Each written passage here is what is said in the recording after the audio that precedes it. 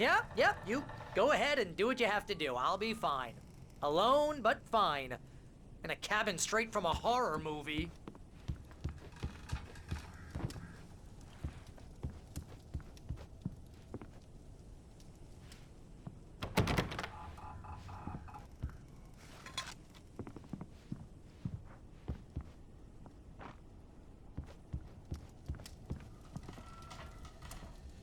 Real funny, Al. Real funny. Ha ha! Thank you. I'll just sit here in the dark till you come back. Or until I get eaten by a grue.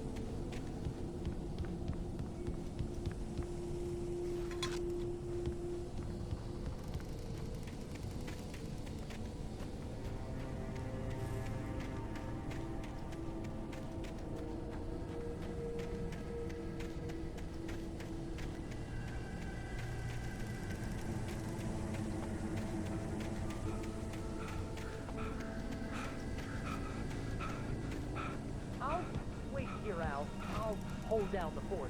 I'll be with you in spirit every step of the way, Al. Locking the door now.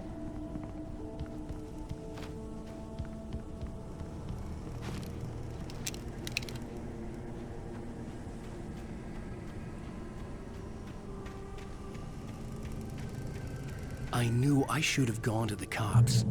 This wasn't the smartest thing I'd ever done, but I was still angry with Barry for trying to talk me out of it. These people had called me right in the sheriff's station. The cops wouldn't scare them, and they had Alice.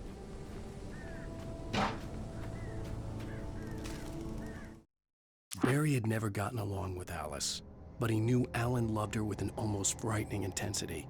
And now something had happened to Alice. And here was Al armed with a gun and saying things people got put in padded cells for. It was as if his friend had experienced a massive psychotic episode and was now totally disconnected from reality. It scared the shit out of Barry. Barry had the keys to the car he rented. It wasn't a long walk to the visitor center, and it wouldn't be any use to me in the forest.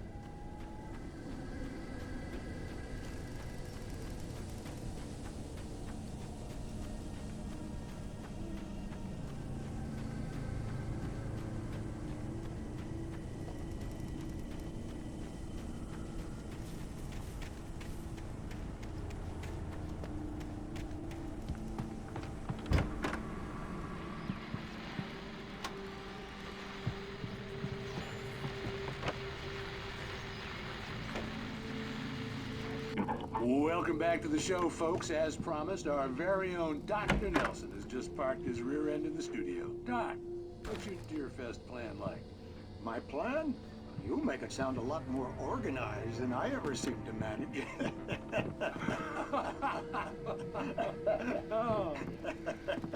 No plan, really. Just taking the atmosphere. I'm getting a little too rickety to do much more than that, you know. Oh, tell me about it. No sack race for us older gentlemen, huh? Yes, exactly, Pat. But I'm going to check out the parade, of course. And I'll be one of the pie contest judges, too. Well, that takes a different kind of constitution. Oh, yeah. It's my kind of exercise. Now, Doc, seriously, you're in pretty good shape, though. You're the outdoors type. I know for a fact you're an avid fisherman. That's right. Matter of fact, just caught a heck of a largemouth bass early this morning. But you're not taking part in the fishing contest? No, not this year. See, Pat, I'm just not that competitive anymore. Now I just like to take my time and enjoy the peace of it. It's no fun if I need to worry about what I'm catching, you know? Well, considering your track record, the participants are probably pretty happy you feel that way. Well, Pat, that's kind of you to say.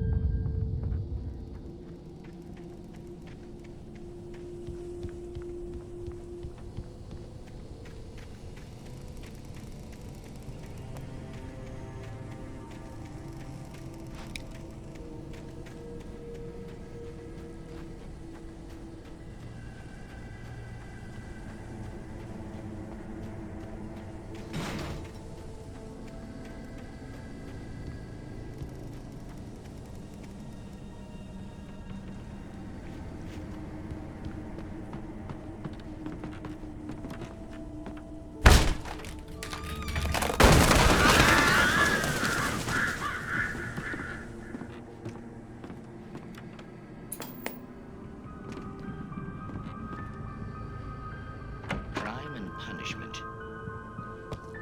The cancer and cure of civilization. But some crimes are impossible to punish, especially in Night Springs.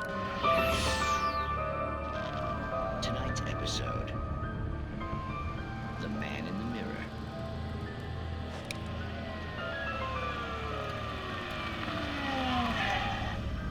He's inside, Agent. He's a weird one. So, you're confessing to killing that guy, huh?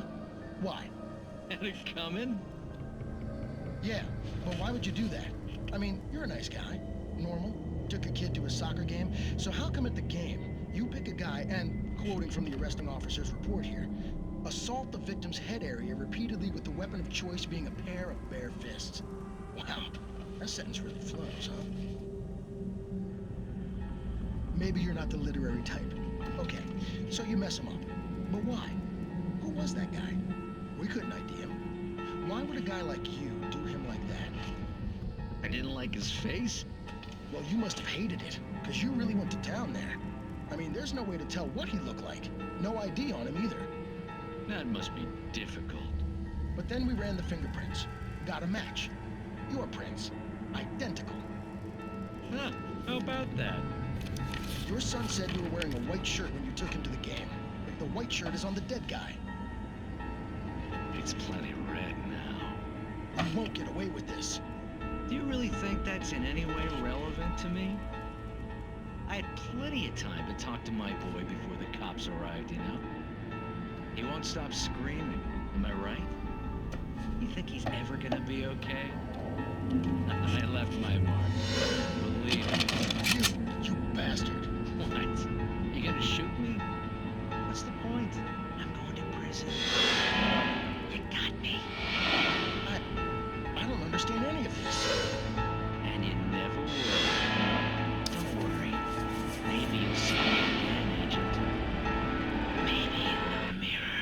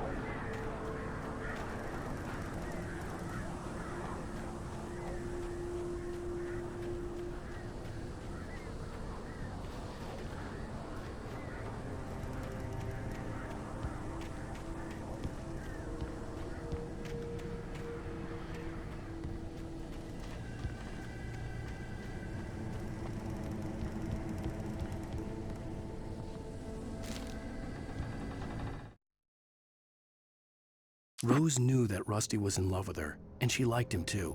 She liked him a lot. He taught her to dance, and life had certainly taught her the value of a man who was gentle. He treated her well, made her smile, made her feel good. But Rusty wasn't the prince of her dreams, and that tended to underline the unbearable truth. She was no closer to that Hollywood magic than he was.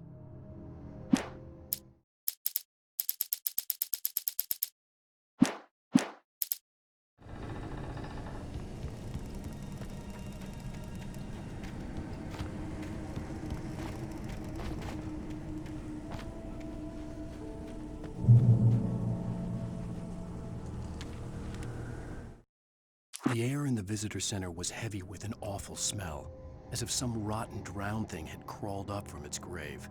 Rusty kept coughing blood. My eyes were drawn to the twisted shape of his broken leg. The attack had been vicious.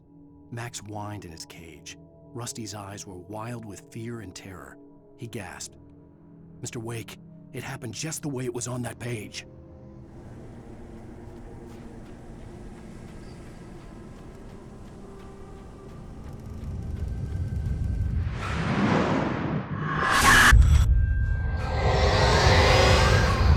Vision left me weak. This was no head injury. Rusty, damn. Rusty, hang on! Oh God! I'm coming! Please, help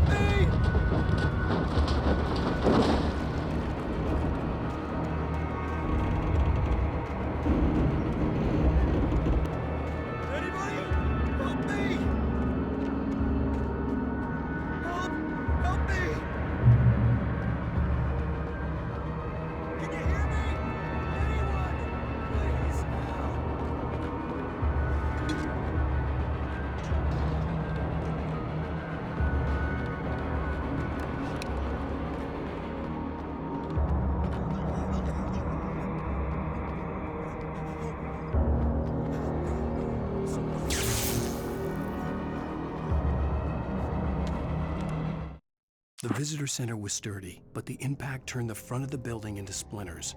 Rusty was thrown across the lobby like a rag doll and hit the far wall hard. It didn't hurt until he tried to move and saw his leg bend the wrong way, felt the broken rib stabbing him on the inside. Rusty howled in pain and fear, suddenly afraid to die alone. The ranger's office was locked. I'd need a key to get in.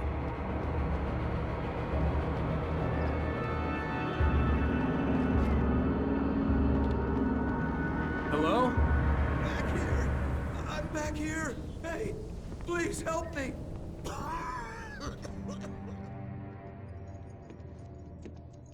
Mr. Wake? Oh, hell. It happened just the way it was on that page. I found. Came true. It knew. So dark. It'll come back for me.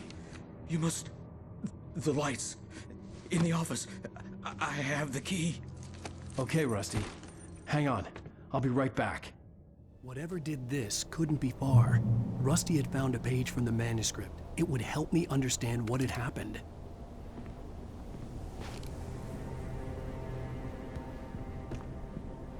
Shh. Good boy.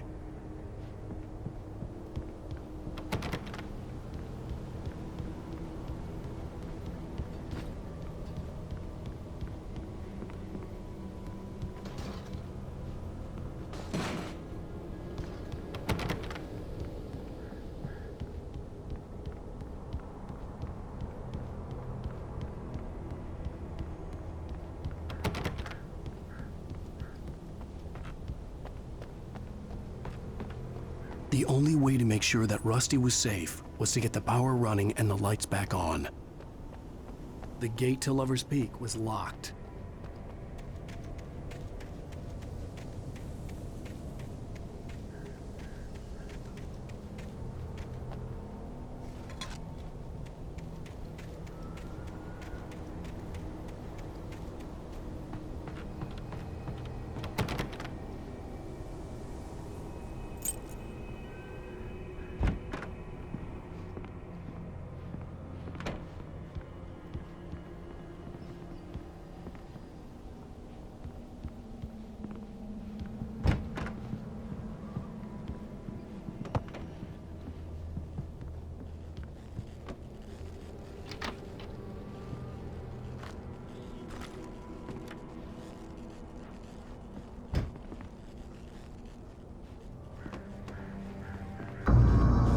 I was too late.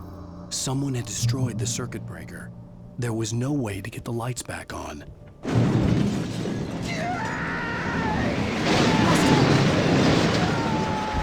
Rusty!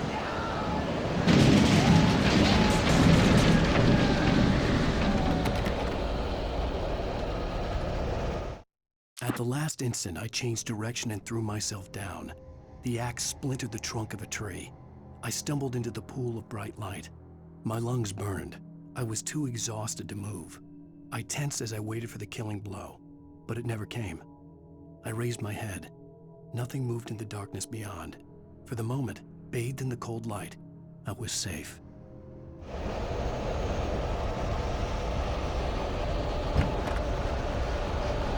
The ground was covered with oily patches that looked like liquid darkness.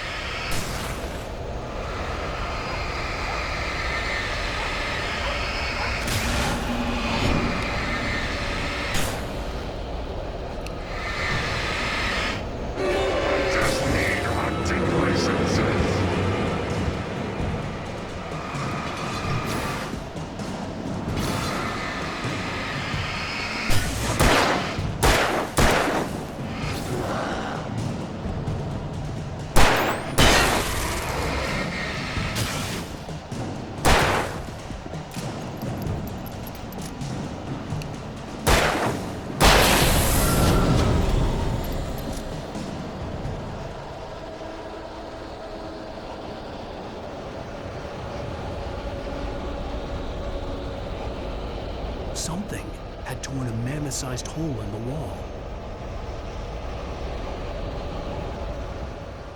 Please! Don't feed the animals!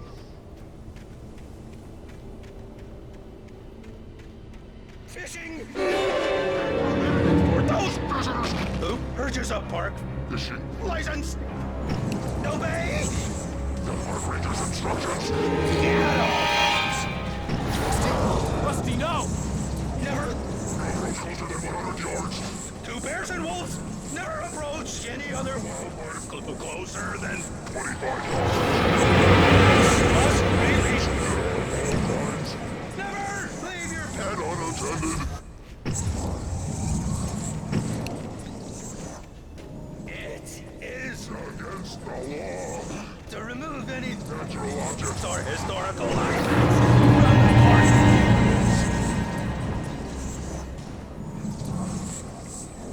This includes even or even simple berries.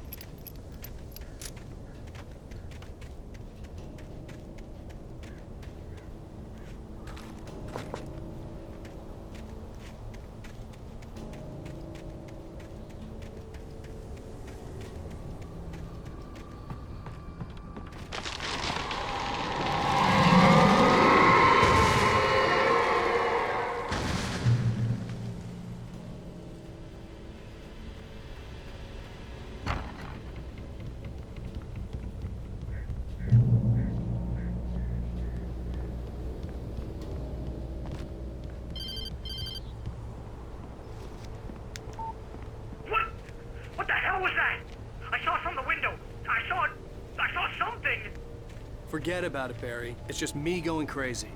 Oh, jeez. Oh, jeez. You're not crazy. I wish you were crazy, but you're not crazy. Ow, be careful. Stay in the cabin. Don't open the door for anyone. I mean it.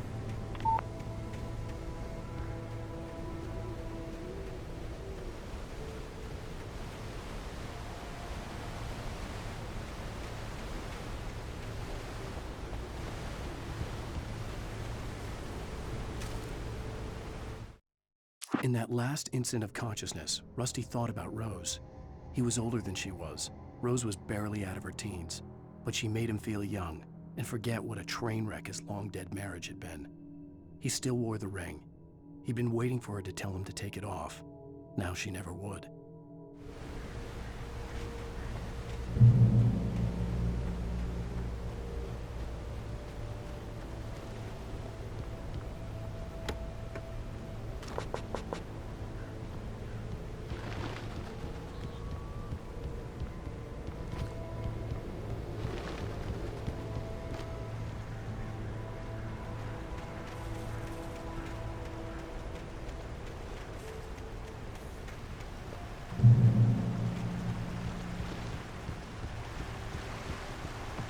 Lover's Peak was at the far end of the nature trail.